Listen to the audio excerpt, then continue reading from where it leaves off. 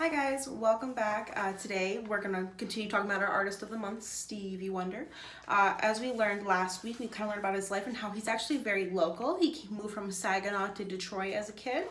And we also learned that he kind of had a hard relationship with his father growing up. So by the end of our chapter, his mother saved up enough money and they actually moved away from his dad down to Detroit.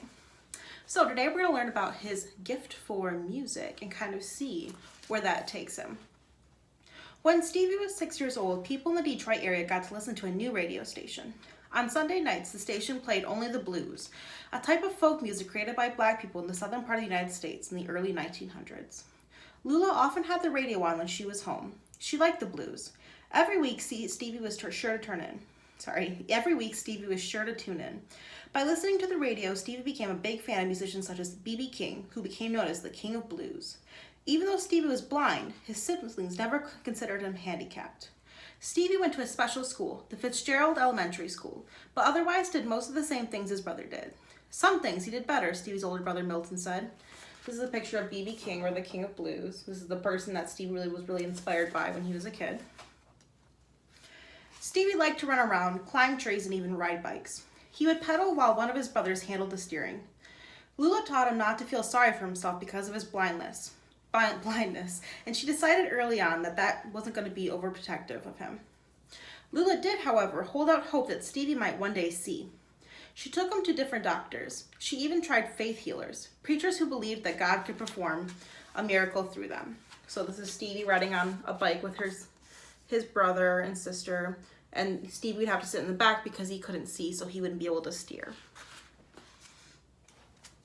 They laid their hands on Stevie and prayed that God would let him see, but none of it worked. Lula worried that Stevie would be unhappy because he was blind. But Stevie was happy. Finally, he told Lula one day, "Mama, maybe God doesn't mean for me to see. Maybe God meant for me to do something else." It was apparent that something else was certainly going to include music. There's Stevie and his mama, and Stevie playing the piano. Lula bought Stevie a cardboard drum set, and he quickly wore it out. A neighbor had a piano in her home and was delighted when Stevie came by to play. "Come over anytime," she told Stevie, and he did. When the woman moved away, she gave the piano to Stevie. Stevie was 8 years old when he went with Lula and his neighbors to an outdoor concert at a neighborhood park. He caught the attention of the leader of the band. Stevie told him he was a musician too. So the band leader led him onto the stage and sat him down at the drums. Stevie wowed the crowd with his playing, and the band leader gave him 75 cents. Stevie loved that he got paid to do something that he really enjoyed. That's him playing in the band. Stevie sang in the choir at Whitestone Baptist Church. Churchgoers loved to hear him sing gospel music at Sunday services.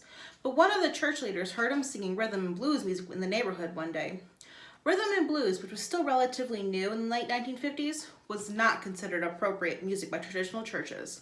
So Stevie was asked to leave his church choir.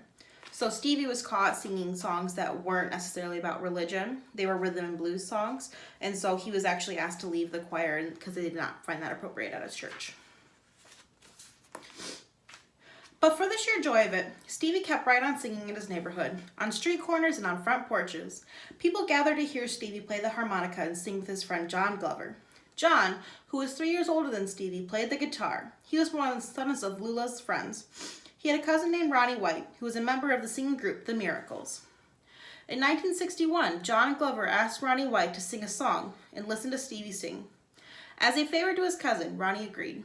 He didn't expect to be amazed. "But I knew he would be," John said. Everybody who saw Stevie always was. Sure enough, Ronnie could barely believe the power of Stevie's talent. Ronnie told Stevie that he would take him to see the next president of Motown Records the very next day. Motown Records was like a really big record company in the day that signed people for their singing. So this is him playing the harmonica while his friend played guitar, and this is him playing for Ronnie's cousin. So I think that's the end of the chapter, and that is the end of our chapter. After this, you are going to head to the next slide, and you are going to watch the video for the song Signed, Sealed, Delivered, which is a really fun kind of funk song. So see you guys later.